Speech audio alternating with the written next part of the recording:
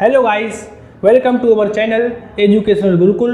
The topic of today is properties of charges and how to charge a body. Properties of charges पढ़नी है अपने को और किसी बॉडी को कैसे चार्ज करते हैं इसके बारे में पढ़ना है। अगर आपको चार्ज के विषय में आइडिया नहीं है तो आप हम लोगों की जो पिछली वीडियो है उस पर जाके चार्ज को समझ सकते हैं। अगली टॉपिक की तरफ हम लोग बढ़ते हैं। प्रॉपर्टीज ऑफ चार्जेस, चार्जेस की क्या क्या प्रॉपर्टीज होती हैं। तो सबसे पहली प्रॉपर्टी क्या होगी चार्ज की कि सर चार्ज जो होता है charge can not exist without mass. सबसे पहली जो प्रॉपर्टी है चार्ज की वो क्या है सर कि चार्ज जो होता है वो मास के बिना एग्जिस्ट नहीं कर सकता। कहने का मतलब क्या है सर कि चार्ज जो है वो कहीं ना कहीं किसी ना किसी बॉडी पर होगा। चार्ज की अपनी कोई आइडेंटिटी नहीं है, मतलब चार्ज खुद नहीं रह सकता। उसको अगर रहना है तो उसे किसी ना किसी बॉडी का सहारा लेना पड़ेगा। जैसे अगर मैंने इस बॉडी से इलेक्ट्रॉन निकाल लिए तो ये बॉडी जो होगी वो चार्ज बॉडी होगी। बात समझ में आनी चाहिए आपको। मतलब कहने का क्या है सर कि चार्ज जो है वो मास के बिना एग्जिस्ट नहीं कर सकता। अगर मास नहीं है तो डेफिनेटली चार्ज नहीं होगा। क्यों? क्योंकि सर इलेक्ट्रॉन्स का निकलना ही तो चार्ज है और इलेक्ट्रॉन के पास खुद का मास होता है। किसी ना किसी बॉडी से तो इलेक्ट्रॉन निकलेंगे, जिस भी बॉडी से इलेक्ट्रॉन निकलेंगे उस बॉडी पे चार्ज होगा। And if there is any body and then it is necessary the body have a mass. Body के पास मास होना ही होना है। तो चार्ज जो है वो मास के बिना एग्जिस्ट नहीं कर सकता। लेकिन मास कैन एग्जिस्ट विदाउट चार्ज। ये बात आपको वैसे समझ में आनी चाहिए कि सर ऐसा नहीं है कि मास भी चार्ज के बिना एग्जिस्ट ना कर पाए। तो सबसे पहली चार्ज की प्रॉपर्टी क्या है कि charge can not exist without mass but mass can exist without charge. ठीक है। दूसरी प्रॉपर्टी सर जो चार्ज होता है चार्ज इज क्वांटाइज। चार्ज जो होता है किसी भी बॉडी पे वो क्वांटाइज रहता है। क्वांटाइज का मतलब क्या है? बड़ा सिंपल है सर। किसी भी बॉडी पे जो चार्ज होगा that is a multiple of the charge of one electron. अच्छा पहले मैं आपको बता दूं एक इलेक्ट्रॉन पे कितना चार्ज होता है sir 1.6 into 10 to the power -19 coulomb. अब ये क्यों होता है सर? This is fix. इतना ही क्यों होता है सर? ये जिसने भी माना उसने अपने हिसाब से बताई सर, ये वैल्यू किसी भी एक्सपेरिमेंट को करके बताई होगी। लेकिन इलेक्ट्रॉन पे इतना चार्ज होता है ये फिक्स है, इस पर सवाल नहीं करेंगे। लेकिन अब अगर कोई भी बॉडी है जो चार्ज बॉडी है तो चार्ज इज क्वांटाइज। ये दूसरा रूल मुझे क्या बताता है कि सर उस बॉडी पे जो भी चार्ज आना है, उस बॉडी पे जो भी चार्ज आना है वो चार्ज हमेशा ही इलेक्ट्रॉन के चार्ज का मल्टीपल रहा होगा। कहने का मतलब क्या है सर अगर इस बॉडी से मैंने एक इलेक्ट्रॉन को निकाला तो इस बॉडी पे क्या आएगा सर पॉजिटिव चार्ज। और कितना सर +1 इलेक्ट्रॉन के चार्ज के बराबर। अगर मैंने इस बॉडी से 2 इलेक्ट्रॉन निकाले तो इस पे कितना चार्ज आएगा सर 2 इलेक्ट्रॉन के चार्ज के बराबर पॉजिटिव। कभी भी ऐसा नहीं होगा कि किसी बॉडी पर जो चार्ज है वो 2.5 इलेक्ट्रॉन के चार्ज के बराबर हो, 3.5 इलेक्ट्रॉन के चार्ज के बराबर हो। ऐसा पॉसिबल ही नहीं है। या तो इलेक्ट्रॉन बॉडी से जाएगा या नहीं जाएगा। ऐसा नहीं हो सकता कि आधा गया आधा नहीं गया। ये बात भी आपको समझ में आनी चाहिए। चार्ज की दूसरी property that charge is quantize. किसी भी बॉडी पे जो चार्ज होता है वो क्वांटाइज रहता है। मतलब कि सर उस बॉडी पे जो चार्ज होगा वो इलेक्ट्रॉन के चार्ज का मल्टीपल होगा। अच्छे से बोलूँ मैं तो या तो सर जो चार्ज होगा वो 1.6 इंटू 10 टू द पावर -19 या 2 into 1.6 into 10 to the power -19। ऐसे करके जो भी चार्ज होगा किसी भी बॉडी पे वो इलेक्ट्रॉन के चार्ज का मल्टीपल होना ही चाहिए। बात समझ में आई? ये चार्ज की दूसरी प्रॉपर्टी है। प्रॉपर्टी नंबर 3 वो क्या है कि charge is conserved. Charge is conserved. ये बात भी खास है सर। चार्ज जो है किसी भी सिस्टम के लिए जो नेट चार्ज होता है इट इज कंजर्व्ड। तीसरी प्रॉपर्टी क्या है? The charge is conserved. अगर मैं इसको अच्छे से लिखूं तो आप लोग देख सकते हो, मैं इसका पूरा स्टेटमेंट लिख देता हूं कि the charge on an isolated system is always conserved। मतलब कि सर अगर मैं किसी भी सिस्टम की बात करूं, जैसे मैंने कहा कि मेरे पास एक सिस्टम ऑफ बॉडीज है जिसमें मेरे पास 2 बॉडीज हैं। एक है बॉडी नंबर A और एक है बॉडी नंबर B। ये मैंने किसी भी आइसोलेटेड सिस्टम की बात की। मे भी आपको पता होगा क्या होता है आइसोलेटेड सिस्टम।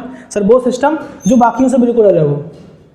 जिसका बाकियों से कोई लेना देना ना हो, ऐसे सिस्टम को हम लोग आइसोलेटेड सिस्टम बोलते हैं। तो मैं किसी भी आइसोलेटेड सिस्टम की बात करता हूँ, this is one of them. ये कोई आइसोलेटेड सिस्टम है जिसमें दो बॉडीज हैं, एक बॉडी ए है एक बॉडी बी है। हुआ क्या सर, इनिशियली दोनों न्यूट्रल हैं, इनिशियली दोनों न्यूट्रल हैं और ए से 2 इलेक्ट्रॉन निकल के बी में इंटर कर गए, ए से 2 इलेक्ट्रॉन निकल के बी में इंटर कर गए। अच्छा, जैसे ही ए से इलेक्ट्रॉन निकल के बी में इंटर करेंगे, आप लोग क्या बोलोगे सर, बॉडी जो है वो चार्ज हो जाएंगी। इसी को तो चार्ज बोलते हैं, ट्रांसफॉर्मेशन ऑफ इलेक्ट्रॉन्स। तो यहाँ से इलेक्ट्रॉन ट्रांसफर होकर बी में पहुंच गए तो क्या होंगी सर, दोनों बॉडी चार्ज हो जाएंगी। ए बॉडी पे कैसा चार्ज आएगा, आप लोग क्या बोलोगे सर, ए बॉडी से इलेक्ट्रॉन निकले हैं सो इस पे पॉजिटिव चार्ज आएगा। बी बॉडी पे कैसा चार्ज आएगा सर, बी पे इलेक्ट्रॉन इंटर किए हैं तो बी बॉडी पे कैसा चार्ज आएगा, नेगेटिव। पूरा समझ में आ रहा है कि नहीं आ रहा? तो आप लोग मुझे बताओ, ए बॉडी पे नेट कितना चार्ज आया, आप लोग क्या बोलोगे, -2 इलेक्ट्रॉन के चार्ज के बराबर। और बी बॉडी पे सर +2 इलेक्ट्रॉन के चार्ज के बराबर चार्ज आया। अगर मैं दोनों चार्ज को कंबाइंड कर दूं तो नेट चार्ज कितना आया, आप लोग क्या बोलोगे, 0।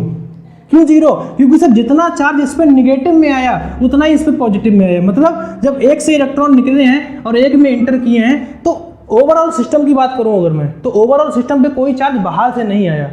और ऐसा होता भी है सर कि अगर मैं पूरे यूनिवर्स की बात करूं तो जो चार्ज है वो रिमेन्स कांस्टेंट, वो कंजर्व रहता है, वो ना तो मिटाया जा सकता है और ना ही बनाया जा सकता है।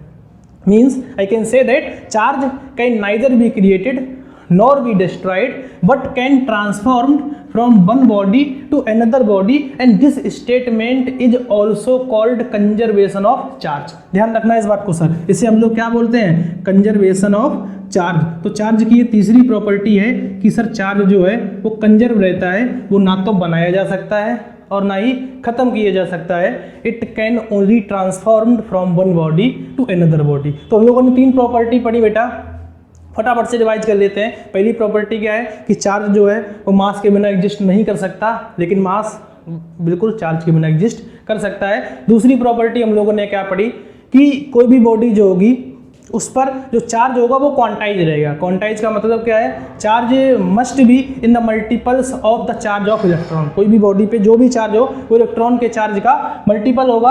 और तीसरी जो चीज़ जो आपको समझ में आनी चाहिए कि सर किसी कोई भी बॉडी जो है उस पर जो नेट चार्ज होगा वो कंजर्व रहेगा। Charge can neither be created nor be destroyed but can transformed from one body to another body. अच्छा, एक और खास बात, लिखते भी चलना है आपको साथ साथ। जो भी वीडियो लोग देख रहे हैं तो बहुत कुछ समय बोर्ड पे लिखता हूँ, पॉज करके आप लोग उसको नोट कर सकते हो। और जो कुछ मैं बोल रहा हूँ कोशिश किया करो उसको भी लिखने की, try to take it as a live class. अगर आप इसको लाइव क्लास के जैसे पढ़ेंगे तब ज़्यादा अच्छा रिजल्ट मिलेगा आपको। अगर सोते सोते पढ़ते रहोगे तो कुछ मिलने वाला नहीं है। तो ये थी प्रॉपर्टी चार्ज की। आगे बढ़ते हैं, क्वांटाइज। अगला फॉर्मूला चार्ज का क्या होगा, बड़ा सिंपल है सर। जैसा आप लोगों ने जाना कि चार्ज जो है वो किसी भी बॉडी पे क्वांटाइज रहता है, आप सभी लोग सीख गए होंगे।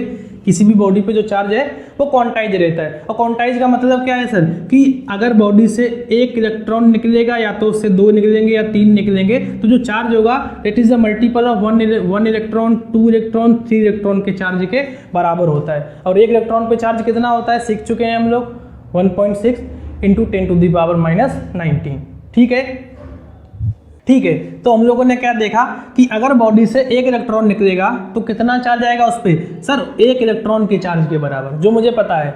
अगर 2 इलेक्ट्रॉन निकले तो चार्ज कितना होगा बॉडी पे, सर 2 इलेक्ट्रॉन के चार्ज के बराबर। अगर 3 निकले तो, अगर मैं किसी बॉडी से n इलेक्ट्रॉन निकाल लूँ तो आप लोग क्या बोलोगे, उस बॉडी पे कितना चार्ज आएगा, तो मैं क्या बोलूँगा sir n × charge on 1 electron and this is the formula of charge Q बराबर ±ne। What plus minus indicates what, sir plus means अगर इलेक्ट्रॉन जा रहे हैं तो बॉडी पे जो चार्ज होगा उसका मैग्नीट्यूड पॉजिटिव होगा। अगर इलेक्ट्रॉन आ रहे हैं तो बॉडी पे जो चार्ज होगा उसका मैग्नीट्यूड नेगेटिव होगा। और जो चार्ज होगा that is equal to ±ne। मतलब कि साइन को मैं कैसे डिसाइड करूंगा, बॉडी पे इलेक्ट्रॉन आ रहे हैं जा रहे हैं ये देख के, और उसका मैग्नीट्यूड कितना होगा n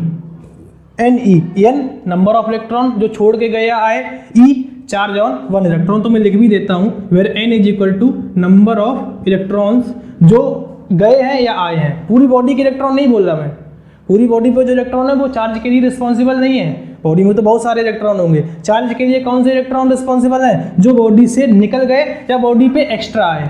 मैंने बताया था ना, वही इलेक्ट्रॉन्स चार्ज के लिए रिस्पॉन्सिबल होते हैं जो बॉडी पे आते हैं या बॉडी को छोड़ के जाते हैं। बहुत अच्छे।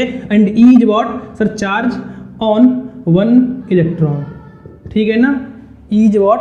Charge on one electron. बात समझ में आई होगी आप लोगों को। तो these are the properties of charge. एक आखिरी प्रॉपर्टी और बची है जो आपको समझ में आनी चाहिए कि सर जो चार्ज होता है that is invariant. Charge is invariant whether mass is variant. इसका मतलब क्या है, इसको भी समझ लेते हैं। सर किसी भी बॉडी पे जो चार्ज होगा इट इज इनवेरिएंट। इनवेरिएंट का मतलब क्या है कि सर वो पोजीशन बदलने पर अपनी वैल्यू को नहीं बदलेगा। जैसे मैंने आपसे कहा कि मेरे पास एक बॉडी है जिससे मैंने 2 इलेक्ट्रॉन निकाल दिए, तो बताओ इस पर कितना चार्ज आएगा? सभी लोग बोलो, +2 इलेक्ट्रॉन के बराबर। मैंने किसी बॉडी से 2 इलेक्ट्रॉन निकाल दिए, इस पर कितना चार्ज आएगा? सर +2 इलेक्ट्रॉन के चार्ज के बराबर। मैं उठा के इसको मून पे ले गया, मुझे बताओ क्या बॉडी का चार्ज चेंज होगा? सर बिल्कुल नहीं होगा। लेकिन क्या चेंज होगा? मास। कहने का मतलब क्या है सर कि मास है, वेट है, मास भी चेंज नहीं होगा, वेट चेंज होगा। बहरहाल मास, वेट, ये सारी चीजें जो है वो वेरिएंट हैं, वेरिएबल है। सर अलग अलग कंडीशन में मासेस बदल सकते हैं, अलग अलग कंडीशन में जो वेट है वो तो बदलता ही है। आपको पता होगा सर मास पे जो वेट होता है, मून पे जो वेट होता है it is 1/6 the weight of the body on the earth, ये आपको पता होना चाहिए। तो सारी चीजें वेरिएबल होती हैं कंडीशन के साथ, टाइम के साथ, लेकिन चार्ज के साथ ऐसा नहीं है। चार्ज जो होता है इट इज इनवेरिएंट, वो बदलता नहीं है। अगर किसी बॉडी पे 1 इलेक्ट्रॉन के जितना चार्ज है तो वो चाहे मैं यहाँ पे रखूँ, चाहे मैं मून पे रखूँ, चाहे मैं जुपिटर पे रखूँ, चाहे मैं मार्स पे रखूँ, फर्क नहीं पड़ता। जो बॉडी का चार्ज है वो बदलता नहीं है। So charge is invariant with respect to position and time. किसी भी पोजीशन पे मैं जाऊँ, किसी भी टाइम की बात करूँ, तो चार्ज होता है वो अपनी पोजीशन को कभी नहीं बदलता, चार्ज अपने मैग्नीट्यूड को नहीं बदलता। तो ये सारी थी चार्ज की प्रॉपर्टी। मैं एक बार फिर से आपको बता देता हूँ बहुत ही ब्रीफ में। सबसे पहली प्रॉपर्टी क्या थी कि चार्ज जो है वो मास के बिना एग्जिस्ट नहीं कर सकता। दूसरी प्रॉपर्टी क्या पढ़ी थी हम लोगों ने? सर जो चार्ज होता है इट इज क्वांटाइज। तीसरी प्रॉपर्टी क्या पढ़ी थी कि चार्ज जो होता है इट इज कंजर्व्ड, बदल नहीं सकता, ना तो बनाया जा सकता है ना ही खत्म किया जा सकता है। It can only transform from one body to another body. अगली चीज क्या पढ़ी थी सर कि Q बराबर +-Ne, it is the formula of charge. मैं इसको यहाँ पे लिख देता हूँ, Q बराबर +-Ne, जहाँ पे N क्या है? किसी भी बॉडी पे आने वाले, ध्यान रखना, किसी भी बॉडी पे आने वाले या जाने वाले इलेक्ट्रॉनों का number. And E is what? Charge on one electron. बात समझ में आई? और 1 इलेक्ट्रॉन पे कितना चार्ज होता है इसी के नीचे लिख रखा है, -1.6 × 10⁻⁻19। और आखिरी चीज जो आपको पता होनी चाहिए कि सर चार्ज जो है it is invariant in nature. Charge बदलता नहीं है, चाहे मैं किसी भी पोजीशन पे हूँ चार्ज नहीं बदलेगा, लेकिन बाकी जो क्वांटिटीज हैं वो बदल सकती हैं, नो डाउट बदलती भी हैं। ठीक है, आगे बढ़ते हैं अगले टॉपिक की तरफ। कुछ सवाल कर लेते हैं पहले तो इस थीम पे रिलेटेड, Q बराबर +-Ne। उसके बाद हम लोग चार्जिंग के अलग अलग मेथड को देखेंगे।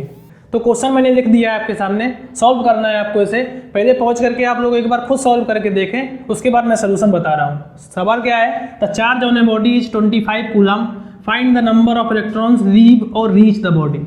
किसी बॉडी पे जो चार्ज है वो +25 कूलम है, कितने इलेक्ट्रॉन उस बॉडी पे आए हैं या गए हैं, ये आपको बताना है। तो सबसे पहली चीज़ तो सर मैं ये बता देता हूँ कि इलेक्ट्रॉन आए हैं या गए हैं, और वो कैसे पता चलेगा?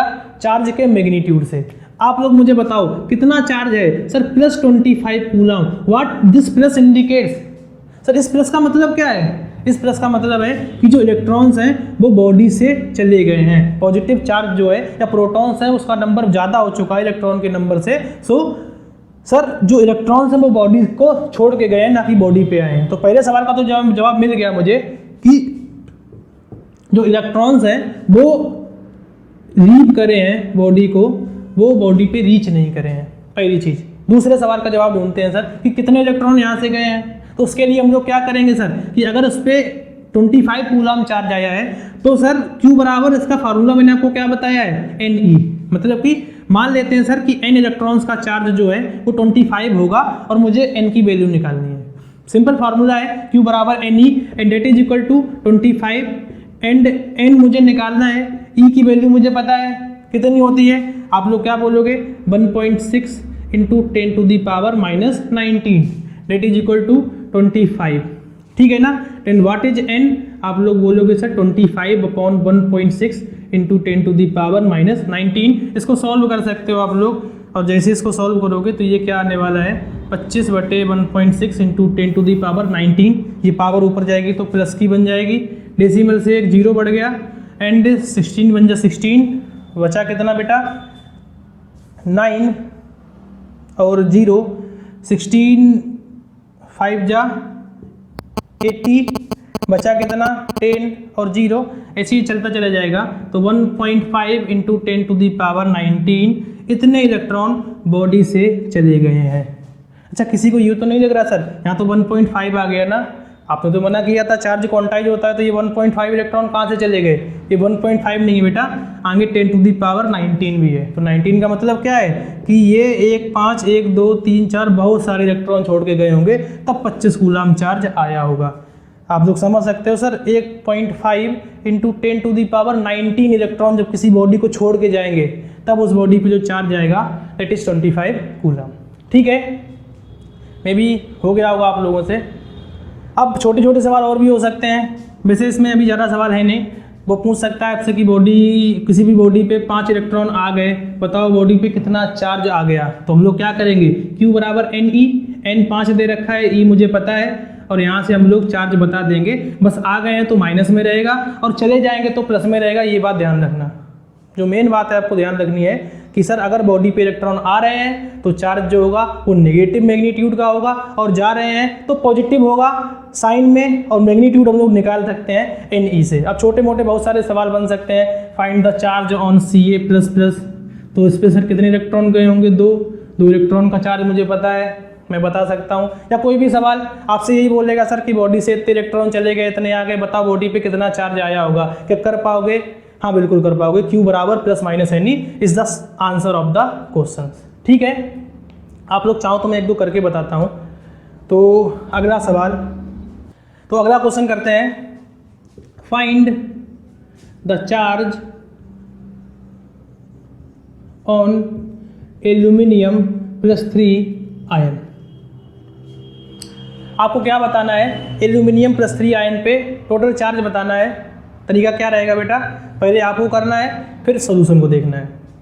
तो मैंने एल्यूमिनियम +3 की बात की, सर +3 इसका मतलब क्या है कि 3 इलेक्ट्रॉन एल्यूमिनियम से चले गए होंगे। ठीक है ना, और दिखता भी है सर, एल्यूमिनियम का जो एटॉमिक नंबर होता है वो 13 होता है, इसका इलेक्ट्रॉनिक कॉन्फ़िगरेशन 283, 3 इलेक्ट्रॉन चले गए तो 2-8 नोबेल पेयर को इसने अडॉप्ट कर लिया। अब ये नोबेल इनर्ट गैस पेयर बना लिया है, और 3 इलेक्ट्रॉन यहाँ से रिमूव हो गए, और 3 रिमूव हुए तो इस बॉडी पे कितना चार्ज आएगा सर, 3 इलेक्ट्रॉन के चार्ज के बराबर। तो मेरे लिए n बराबर क्या होगा 3, और E बराबर कितना होता है 1.6 इंटू 10⁻⁻19, और जो फार्मूला बनेगा that is equal to Q बराबर NE। n कितना है 3, E कितना है 1.6 इंटू 10⁻⁻19, और आप लोग क्या देखोगे सर 4.8 इंटू 10⁻⁻19 इतना चार्ज होगा उस बॉडी पे या एल्यूमिनियम +3 पे। Maybe these are sufficient, इससे ज़्यादा सवाल की इस टॉपिक पे ज़रूरत नहीं है। एक ही फार्मूला है Q बराबर ±NE, इसको यूज करेंगे आप लोग। जो भी डाउट हो कमेंट कर देना, कोशिश करूँगा मैं आपके सवालों के जवाब को देने की। अगला टॉपिक है मेथड ऑफ चार्जिंग। चार्जिंग के क्या क्या तरीके हो सकते हैं। जैसा मैंने आपसे बोला था कि क्या कोई भी बॉडी ऑटोमेटिकली चार्ज होती है, तो आंसर मिला था नहीं सर, बॉडी चार्जेस से मिलकर बनी होती है लेकिन चार्ज नहीं होती। चार्जेस से मिलकर बनी होती है, इसका क्या मतलब है, बड़ा आसान है सर कि कोई भी बॉडी जो है वो इलेक्ट्रॉन प्रोटॉन न्यूट्रॉन से मिलकर बनी होगी। It means it is made up of charges but it is not charged. तो मुझे क्या करना पड़ेगा सर, बॉडी को चार्ज करना पड़ेगा। और चार्ज करने के क्या क्या तरीके हो सकते हैं, तो सर मैंने आपके सामने लिख रखे हैं, these may B the 5 ways to charge any body. इनमें से 5 में से कोई ना कोई तरीका जरूर होगा अगर मैं किसी बॉडी को चार्ज करना चाहता हूं। मैं सबके नाम पढ़ देता हूं सर। पहला फ्रिक्शनल रबिंग, दूसरा थर्मल इमिशन, तीसरा फोटो इमिशन, चौथा conduction, and 5th one induction.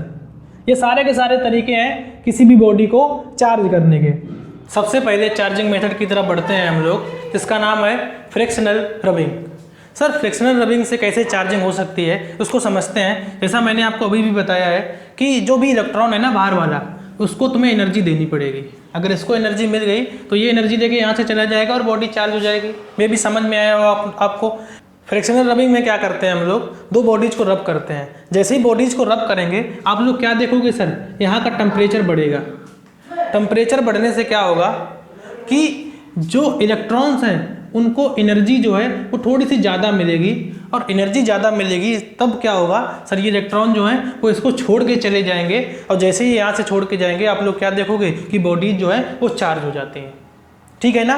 क्या करना है मेरे को, रब करना है। रब करने से क्या होगा, टेम्परेचर बढ़ेगा। टेम्परेचर बढ़ने से क्या होगा, जितने भी इलेक्ट्रॉन्स हैं सबकी एनर्जी बढ़ेगी, और जैसे ही सर जो एनर्जी है वो इसकी बाइंडिंग एनर्जी से ज़्यादा हो जाएगी। इलेक्ट्रॉन जो है वो इस जगह को छोड़ के चला जाएगा, और जैसे ही इलेक्ट्रॉन इस एटम से बाहर जाएगा आप लोग क्या बोलोगे सर कि जो बॉडी है वो चार्ज हो चुकी है।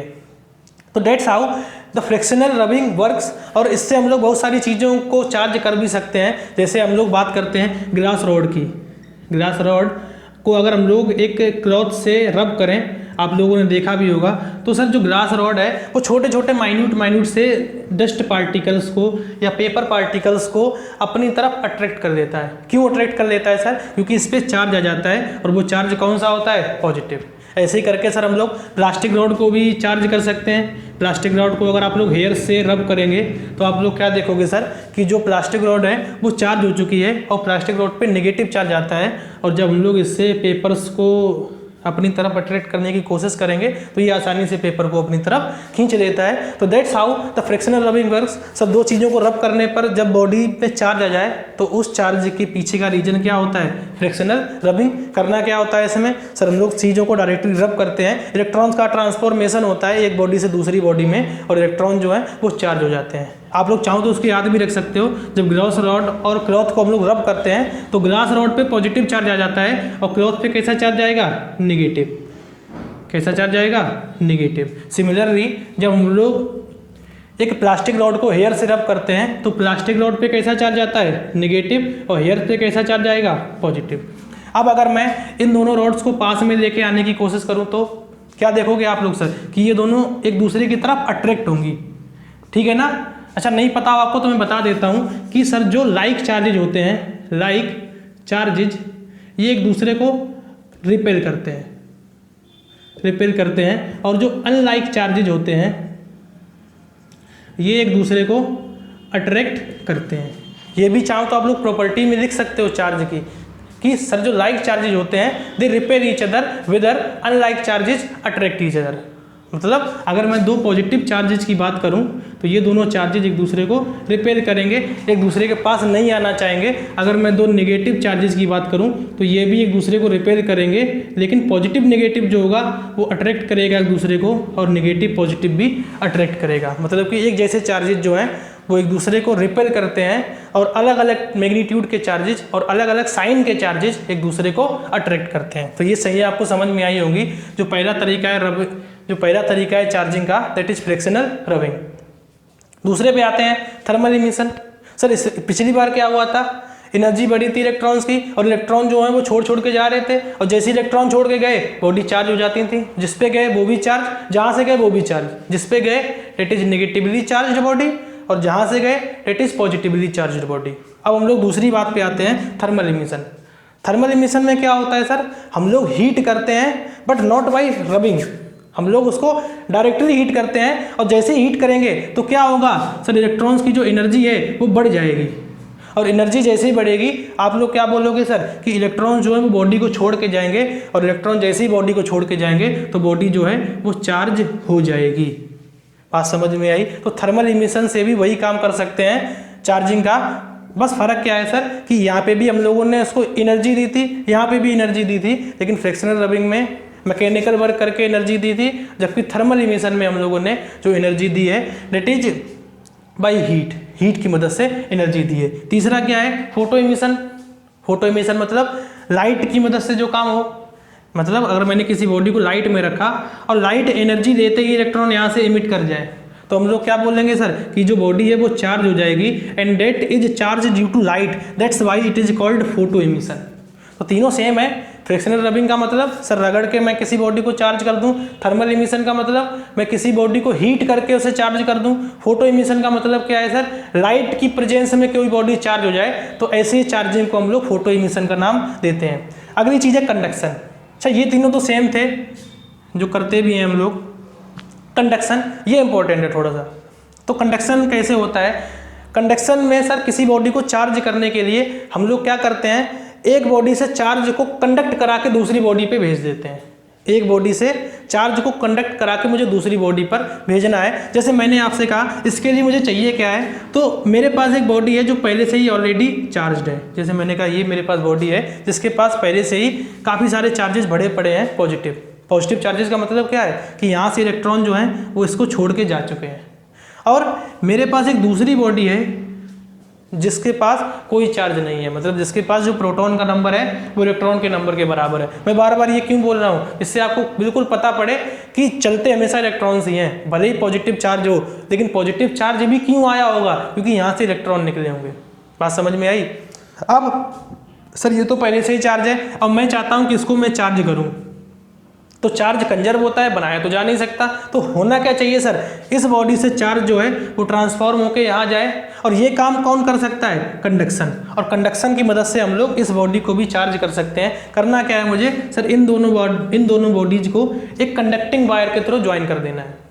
इन दोनों बॉडीज को एक कंडक्टिंग वायर के थ्रू ज्वाइन कर देना है। और आप लोग क्या देखोगे सर कि जो पॉजिटिव चार्जेज हैं वो यहाँ से फ्लो होके यहाँ चले जाएंगे, और थोड़ी देर के बाद मैं इस कनेक्शन को हटा दूँ तो दोनों बॉडीज चार्ज हो गई। बात समझ में आई। यहाँ से फिर से एक फ्लो है, क्या समझना है आपको कि सर पॉजिटिव, मैंने क्या बोला कि पॉजिटिव चार्जेज यहाँ से जाएंगे, लेकिन वास्तव में पॉजिटिव नहीं जाएंगे, इलेक्ट्रॉन यहाँ से आएंगे। जब इलेक्ट्रॉन यहाँ से आए तो क्या लगा कि पॉजिटिव यहाँ गए। बात समझ में आई, बहुत अच्छे।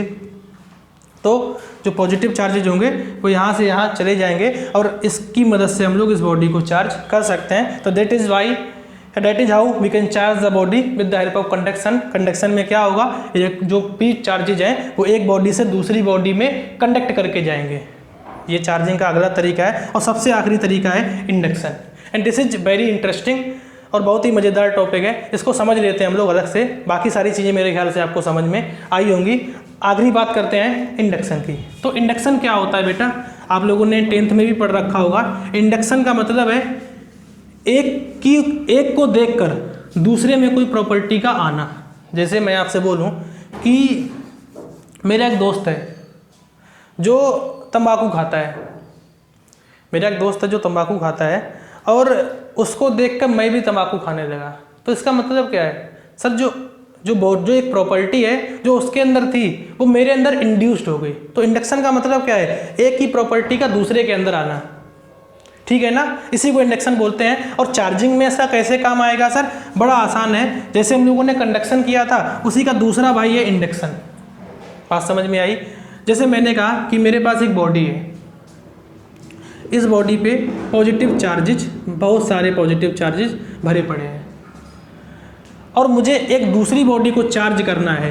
तो मैं क्या करूंगा सर, इंडक्शन क्या कहता है कि आप लोग इस बॉडी को इसके पास लेके आओ, और जैसे ही आप लोग इस बॉडी को इसके पास लेके आओगे तो क्या होगा सर, सिंपल सी बात है, इस बॉडी पे कौन सा चार्ज है, पॉजिटिव। तो जब इस बॉडी पे पॉजिटिव चार्ज है तो ये भी बॉडी तो चार्जेस से मिलकर बनी है। तो जो इस बॉडी का निगेटिव चार्ज होगा वो सारा यहाँ पे आके इसके तरफ इकट्ठा हो जाएगा, क्योंकि सर पॉजिटिव जो है वो निगेटिव को अपनी तरफ खींचता है। तो नेगेटिव चार्ज जो होगा वो इधर इकट्ठा हो जाएगा, और जो पॉजिटिव चार्ज है वो दूसरे वाले कोने में इकट्ठा हो जाएगा जाके। और हम लोग क्या बोलेंगे सर कि जो बॉडी है इसमें चार्ज सेपरेशन हो जाता है। क्या हो जाता है, चार्ज सेपरेशन। क्यों हुआ सर, इंडक्शन की मदद से। इंडक्शन से कैसे सर, मैंने इस बॉडी को इस बॉडी के पास लेके आया, और जैसे ही मैंने ये किया तो निगेटिव चार्ज जो है वो पॉजिटिव की तरफ खिसक गया, और जो पॉजिटिव चार्ज है वो पॉजिटिव से दूर खिसक गया, और इस तरीके से इस बॉडी में एक चार्ज सेपरेशन हो गया। क्या बॉडी चार्ज हो गई? अभी नहीं सर। क्यों? चार्ज सेपरेशन तो हो गया, कोई बात नहीं सर, लेकिन अभी भी पॉजिटिव नेगेटिव दोनों बराबर है। तो हम लोग क्या करते हैं सर, अब जो ये वाला एंड है इसको हम लोग अर्थ कर सकते हैं, और जैसे ही इसको अर्थ करेंगे, अर्थिंग आपको पता होगा सर, अर्थ का जो पोटेंशियल होता है वो जीरो होता है। खैर पोटेंशियल क्या है इसकी बातें हम लोग बाद में करेंगे। बहरहाल हम लोग जैसे ही अर्थिंग करेंगे तो क्या होगा सर, जो इससे चार्ज है वो निकल के इसमें आ जाएगा और जो बॉडी है उस पर नेट नेगेटिव चार्ज या बॉडी जो है वो निगेटिवली चार्ज हो जाएगी। बात समझ में आई होगी। सर इस इंडक्शन की मदद से हम लोग कैसे चार्जिंग कर सकते हैं, तो क्या करना है मेरे को, एक बॉडी लेनी है, दूसरी बॉडी लेनी है, एक जो पहले से चार्ज थी दूसरी को मैं उसके बगल में लेके आऊँगा, उसमें चार्ज सेपरेशन होगा, एक एंड को मैं अर्थ से ज्वाइन कर दूंगा, अर्थिंग कर दूंगा, तो वो वाला चार्ज जो है वो खिसक के नीचे आ जाएगा और जो बॉडी है वो ओवरऑल चार्ज हो जाएगी। And this is the process of induction. ठीक है ना। इंडक्शन की मदद से हम लोग और भी चार्जिंग कर सकते हैं, तो उसको भी समझ लेते हैं। इंडक्शन की मदद से हम लोग और भी चार्जिंग कर सकते हैं, जैसे मैंने आपसे कहा ये तो एक तरीका है। दूसरा तरीका क्या है सर, कि मैंने दो स्फीयर्स लिए, ये सारे आपको समझाने के लिए अलग अलग तरीके चार्जिंग के, इनका ही यूज करेंगे क्या हम लोग, सर ऐसा ज़रूरी नहीं है, लेकिन इनका भी कर सकते हैं। तो मुझे चार्ज करना है दो स्फीयर्स को, एक पे पॉजिटिव लेकर चार्ज लेके आना है, एक पे नेगेटिव लेके आना है। तो हम लोग क्या करेंगे, शुरू करते हैं सर। तो मैंने इन दोनों स्फीयर को मिला के रख दिया, मुझे इसे चार्ज करना है, तो मैं क्या करूँगा सर, एक पहले से चार्ज किसी भी बॉडी को इसके पास लेके आऊँगा, पहले से चार्ज बॉडी, ये बॉडी पहले से ही चार्ज है, तो जैसे ही इस बॉडी को मैं इसके पास लेके आऊँगा क्या होगा सर, इंडक्शन होगा। इंडक्शन की वजह से चार्ज सेपरेशन होगा, जो दोनों बॉडी जब चूंकि भी मिली हुई हैं तो जो निगेटिव चार्ज होगा वो इसके इस वाले एंड पे इकट्ठा हो जाएगा और पॉजिटिव चार्ज जो होगा वो पीछे वाले एंड पे इकट्ठा हो जाएगा। ऐसा क्यों हुआ सर, पॉजिटिव ने निगेटिव को खींचा तो निगेटिव वाला जो चार्ज है वो पॉजिटिव के पास आ गया और जो पॉजिटिव वाला चार्ज है वो यहाँ से दूर चला गया। लेकिन सर ये दोनों स्फीयर तो अलग अलग है ना, क्योंकि मैंने इसको मिला के रखा है इसीलिए चार्ज सेपरेशन तो हो गया, लेकिन वास्तव में तो ये दो स्फीयर हैं। क्या करना है मेरे को सर, इसको मैं उठा के अलग कर दूंगा, इसको उठा के अलग कर दूंगा। आप लोग क्या देखोगे सर कि जो पॉजिटिव है वो तो इसी बॉडी पे बच जाएगा और निगेटिव जो है वो इस बॉडी पे आ जाएगा। And that's how we can charge the body. ये भी एक तरीका है बॉडी को चार्ज करने का। There may be many more ways to charge the body. The basic concept behind it कि सर मुझे क्या करना है, एक चार्ज बॉडी के पास दूसरे को लेके आना है। इंडक्शन क्या करता है, जो अपने में प्रॉपर्टी होती है वही दूसरे में इंड्यूस कर देता है। एंड कैसे कैसे किसी बॉडी को चार्ज कर सकते हैं वो चीज़ें आपको समझ में आई होगी। तो पहले लेक्चर में हम लोगों ने पढ़ा था चार्ज क्या होता है, चार्ज के पीछे क्या क्या बातें हैं। दूसरे लेक्चर में हम लोगों ने क्या पढ़ा कि सर चार्ज की क्या क्या प्रॉपर्टी होती हैं and how to charge a body. ठीक है ना, कुछ और बेसिक चीज़ें जो आपको पता होनी चाहिए। और ये फार्मूला भी पढ़ा Q बराबर प्लस माइनस एनी, जिसके बारे में नो डाउट आपको पता होना चाहिए। अब मैं फिर से आपको बता दूं जो मैं शायद भूल गया था बताना कि सर जब भी दो लाइक चार्जेज होंगे, लाइक चार्जेज ये एक दूसरे को रिपेल करेंगे। ठीक है ना, वैसे मैंने बता चुका हूँ शायद, लेकिन फिर भी लाइक चार्जेज जो होते हैं वो एक दूसरे को रिपेल करते हैं और अनलाइक चार्जेज एक दूसरे को अट्रैक्ट करते हैं। तो आप लोग चाहो तो इस डायग्राम को बना लो, प्लस प्लस जो होगा वो रिपेल करेगा, माइनस माइनस जो होगा वो रिपेल करेगा, प्लस माइनस जो होगा वो अट्रैक्ट करेगा और माइनस प्लस जो होगा वो भी अट्रैक्ट करेगा। तो ये सारी चीज़ें आपको समझ में आनी चाहिए। May be the basic of charge is clear to all of you. अगर नहीं समझ में आया तो वीडियो को वापस से देख सकते हो। ये सारी चीज़ें अगर आपको समझ में आई तो हम लोग अगले टॉपिक की तरफ बढ़ेंगे जिसका नाम है कूलम्स लॉ, और बाकी की बातें आगे की क्लास में करेंगे। Thank you very much for joining the class.